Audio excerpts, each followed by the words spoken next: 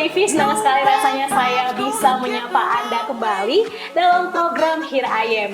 Dan tentunya pada episode Here I Am kali ini, kita akan ngobrol-ngobrol seputar hal yang inspiratif dan tentunya mengedukasi sahabat UBTV di rumah. Dan saat ini sedang bersama saya, Mas Dava selaku owner dari Axotic Farm, Dan apa kabar nih Mas hari ini? Alhamdulillah baik.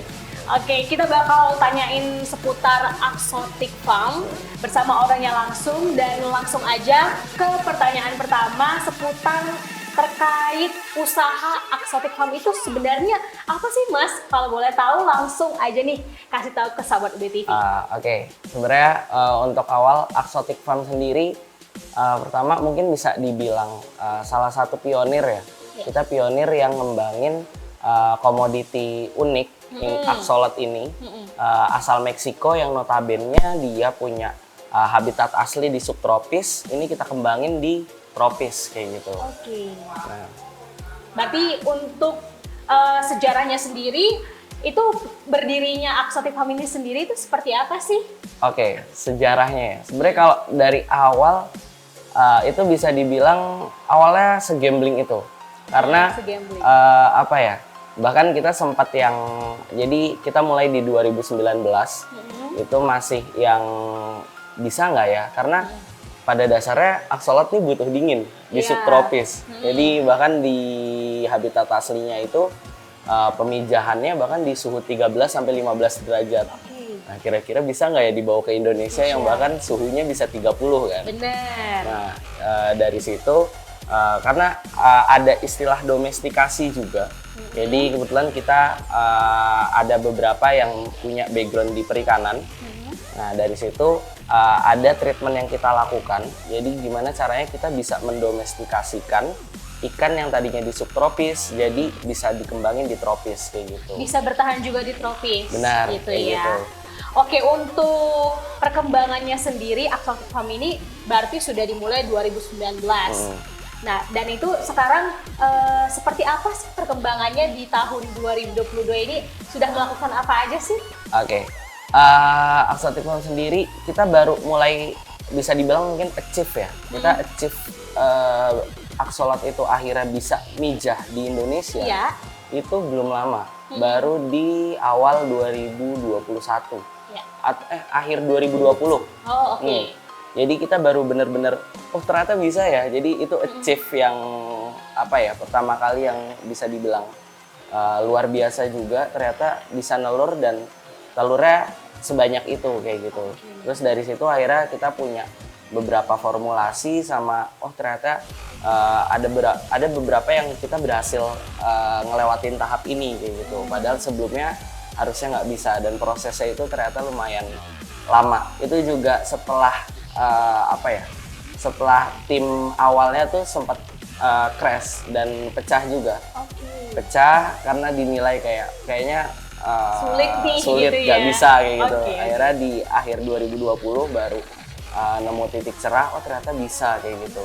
Nah, untuk sampai saat ini kita sebenarnya masih di tahap riset. Jadi maksudnya tahap riset referensi Axotic Farm buat ngembangin axolot. Jadi di literatur itu masih rata-rata jurnal internasional yang notabene mereka di subtropis. Iya, benar. Jadi kita bener-bener yang trial and error.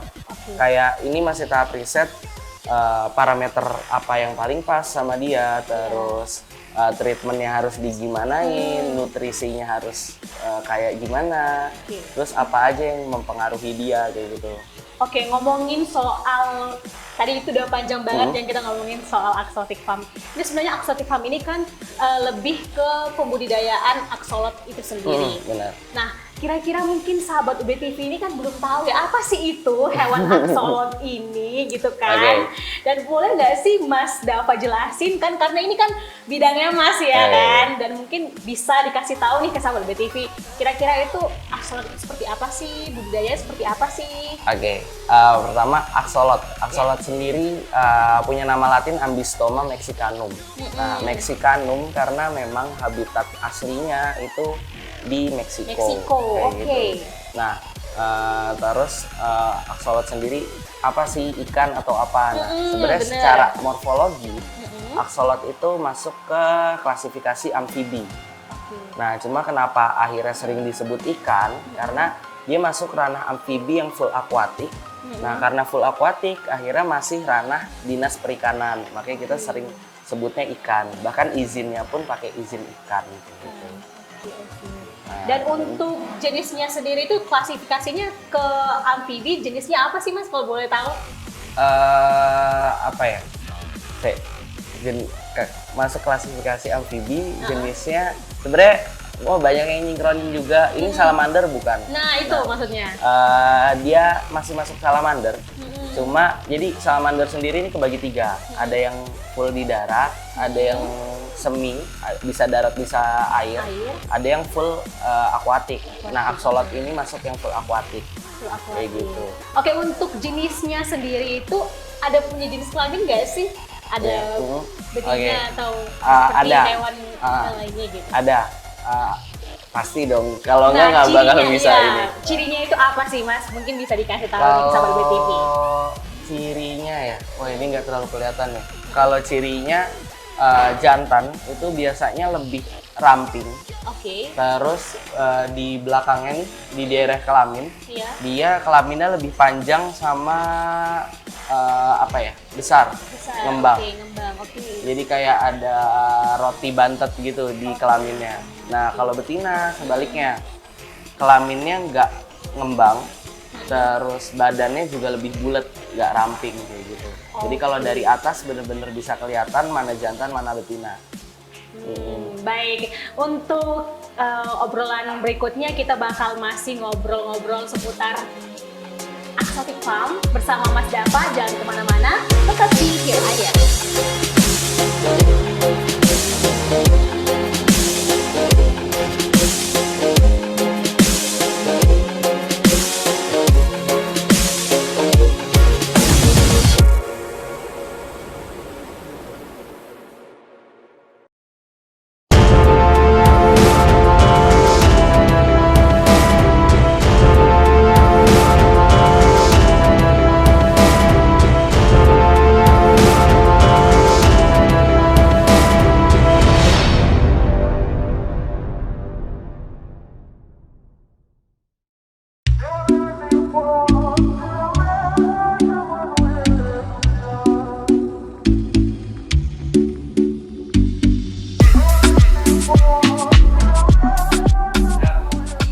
Masih bersama saya Aurel Queen dan narasumber saya hari ini Mas Dava selaku owner dari Axotic Farm.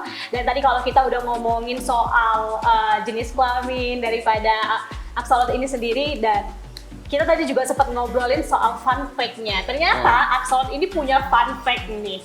Kira-kira apa sih Mas fun fact dari aksolot ini sendiri?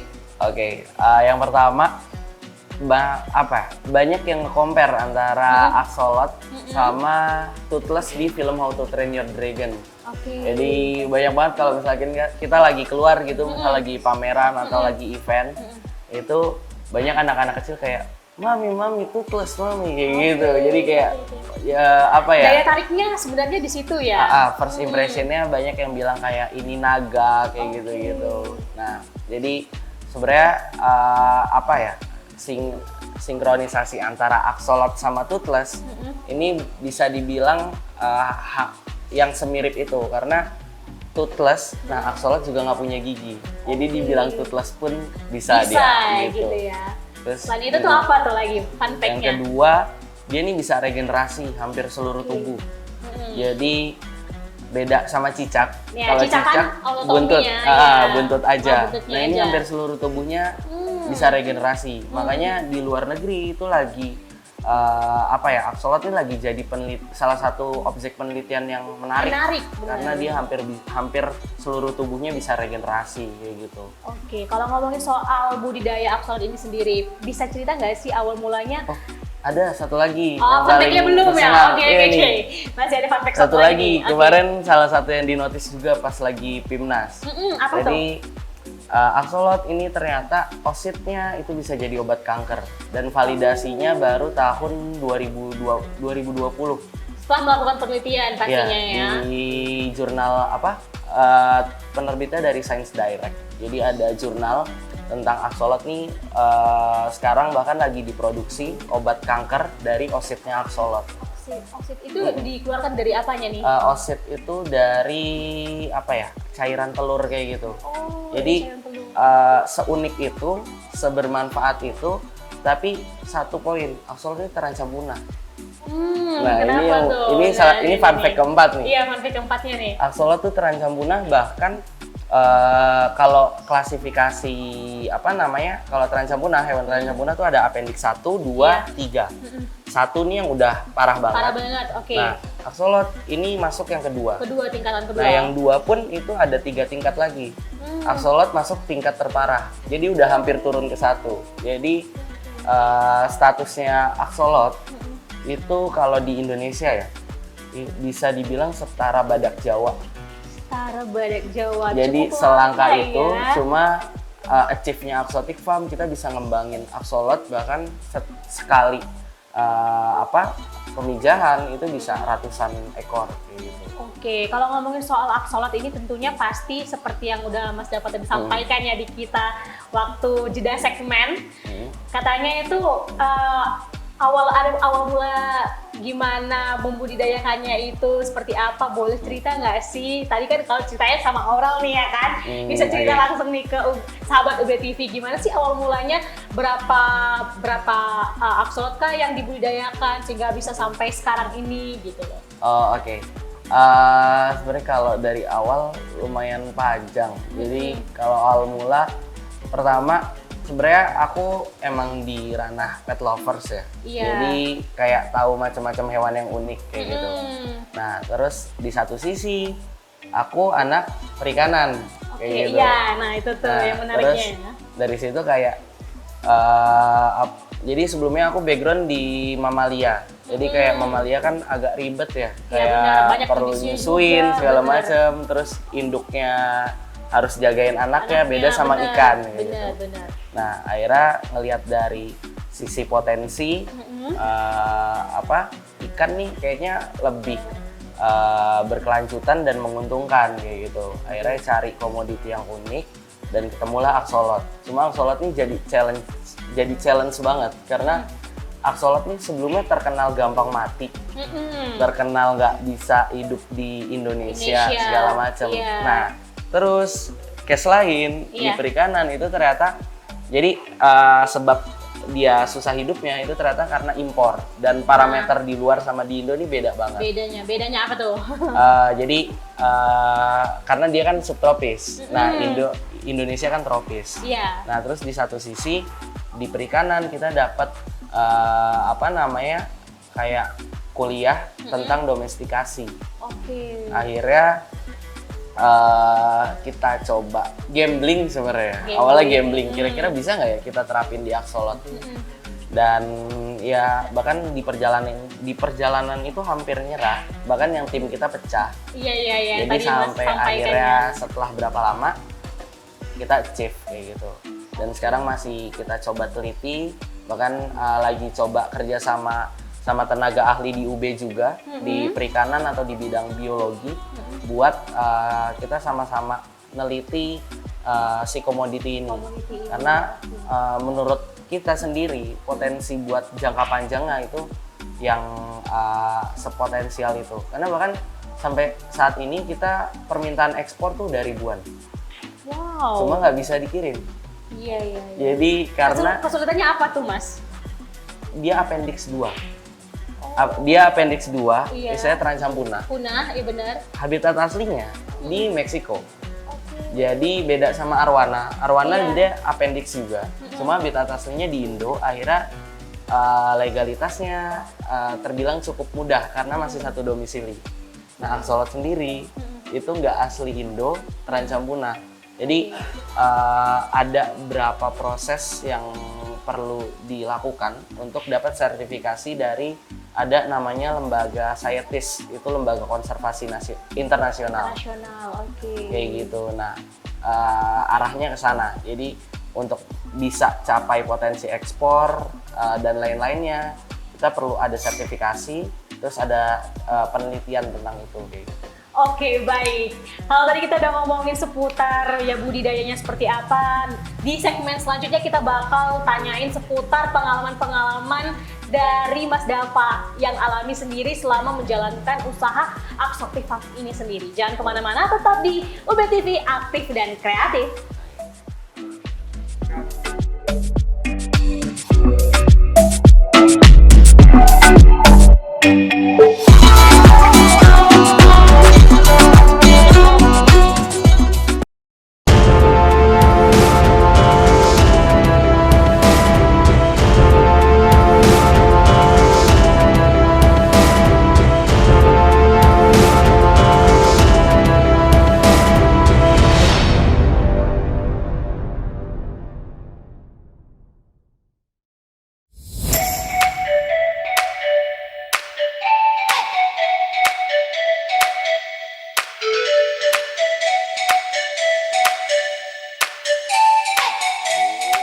Balik lagi bersama saya Aurel Queen di program Here I Am, dan tentunya bersama narasumber saya hari ini Mas Dava selaku owner dari Aksotik Farm. Dan karena posisinya kayak gitu tuh ya, penasaran nih Aurel ya kan. Ini tuh bagian apanya sih nih Mas? Oh, apa? Yang ada Telinga, yang kayak telinga. Ya, Okay. terlihatnya seperti telinga gitu ya. Jadi ini nih insang. Jadi Aksolat sendiri ini punya dua alat pernafasan. Oke. Jadi yang satu ini nih yang kayak telinga, itu external gills. Jadi insangnya insang eksternal. Sama dia punya satu lagi alat pernafasan di kulit. Di kulitnya itu paru-paru ya? Ya, jadi dia bisa ada apa ya? Dua fungsi gitu lah ya. Pernapasannya melalui dua jalur gitu bisa ya. Bisa pakai insang, bisa pakai kulit kayak gitu. Oke. Dan kalau ngomongin soal menjalankan bisnis Aksolat ini sendiri ya, Mas Dava itu pernah nggak sih punya pengalaman unik gitu dari customer yang pengen beli Aksolat itu? Banyak sih. Bisa cerita lumayan. ya? Itu gimana sih pengalaman uniknya? Paling unik yang masih aku ingat dan bahkan sama customer-nya nih masih kontek-kontekan. Terus aku juga lumayan belajar banyak juga dari dia. Oke. Itu ada satu customer, dia tuh beli Aksolat bisa udah 20 ekor lebih. Wow. Nah, aku bingung. Kenapa nih ya kan? Mau buat dijual lagi kah atau gimana? Aku akhirnya sempet nanya kan. Buat dijual lagi apa gimana kayak gitu. Oh enggak, saya suka. Terus aku penasaran kan kok sukanya sampai yang kayak gitu. Terus akhirnya dia cerita. Jadi dia nih Chinese gitu. Terus kebetulan CEO-nya naga. Nah, dia tuh nganggep Aksolat nih naga. Akhirnya bahkan dia nganggep kayak ini bawa feng shui. Bawa keberuntungan. Iya, akhirnya gitu bahkan ya. aku kaget kan kayak Oke. bisa jadi feng shui gitu. Terus akhirnya dia ngejelasin juga. Agak bingung juga ya kemarinnya. Tapi dasarannya lumayan panjang. Dia bilang feng shui itu nggak yang asal kayak kelihatan kayak naga doang. Terus dia ngejelasin ke aku. Aksolat nih dia masih ada sangkut paut juga sama suku Aztec segala macem, ada di prasasti. Terus aku cek kan. Ternyata ada. Emang. Iya, akhirnya kayak wah ternyata dijadiin feng shui dan ternyata bisa yang kayak arwana, kayak koi gitu ternyata. Jadi kayak apa ya, potensinya lumayan luas juga. Gitu benar. Ya. Itu salah satu yang apa ya, unexpected sih aku. Dan ngomongin soal bisnis Aksolat ini sendiri, pastinya Mas Dava ini sudah pernah melakukan pameran nggak sih? Dan kalau boleh tahu pernah ke pameran apa aja nih, dan pernah punya pengalaman unik nggak sih di pameran juga? Oke, kalau pameran udah pernah beberapa kali sih. Tapi rata-rata masih di Malang. Ini nanti mungkin event di luar Malang pertama kita kemungkinan di Ice BSD. Tapi masih kontek-kontekan sama pihak eventnya. Terus kalau pengalaman menarik apa ya? Anak kecil sih, pasti excited banget kan. Apa ini gitu.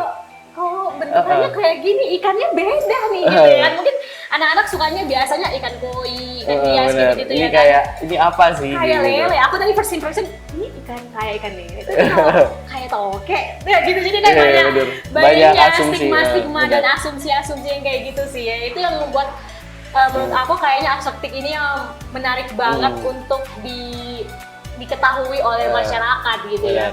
Kok aja masih penasaran ya, kayak hewan apa sih sebenarnya, jenis apa tadi dan jadinya sudah semakin paham ternyata ini salah satu hewan langka dan bersyukur juga sih bisa tahu hewan Axotic ini.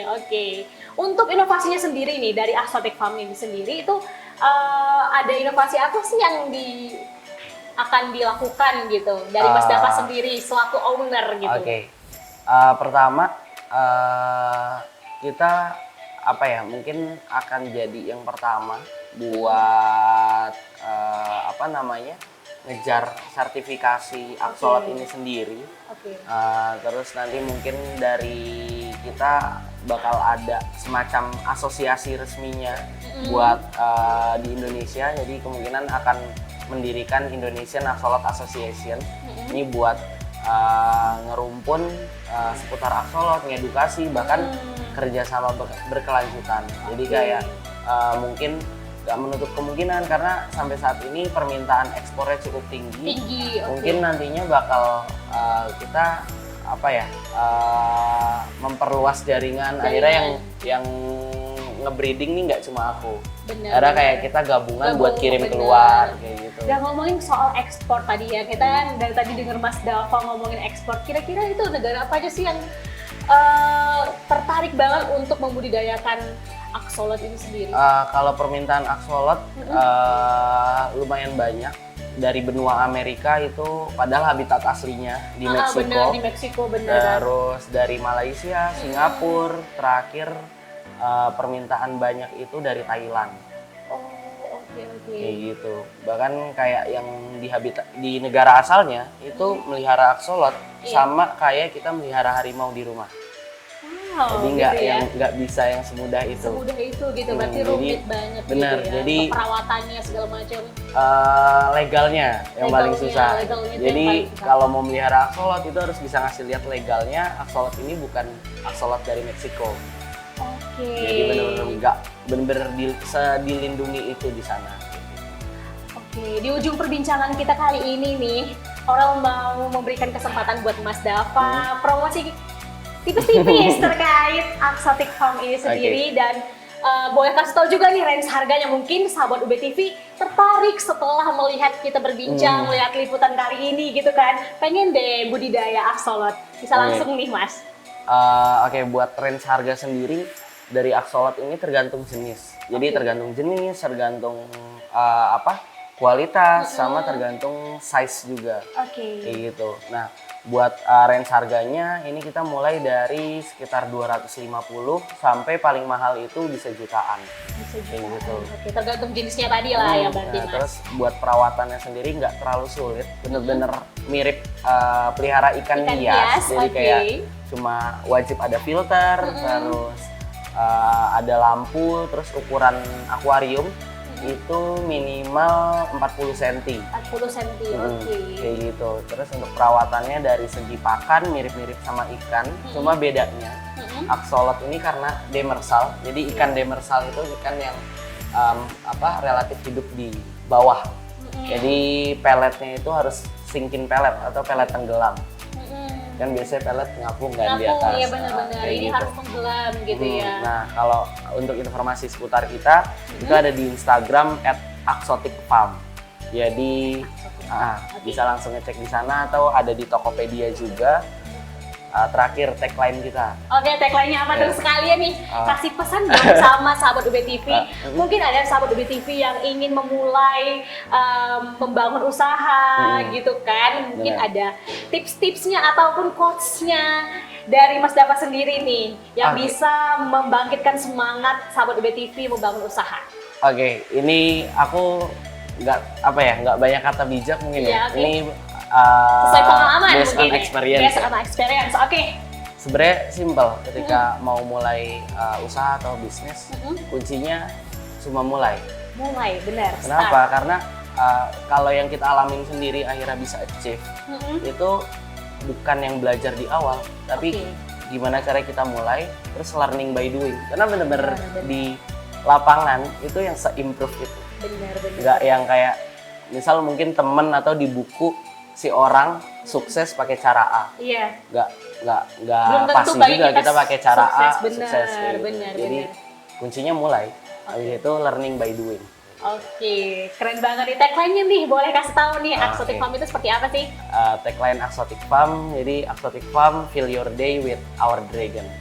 Wih, keren banget. Thank you so much for today, Mas Dava. Udah dikasih kesempatan UB TV dan tim untuk meliput Axotic Farm ini sendiri. Sukses terus untuk usahanya. Amin. Dan untuk pemirsa UB TV tetap jaga kesehatan karena kita belum tahu COVID ini sudah selesai atau belum. Saya Oral Queen pamit undur diri. Terus saksikan Here I Am hanya di UB TV, aktif dan kreatif. Thank you. Bye bye.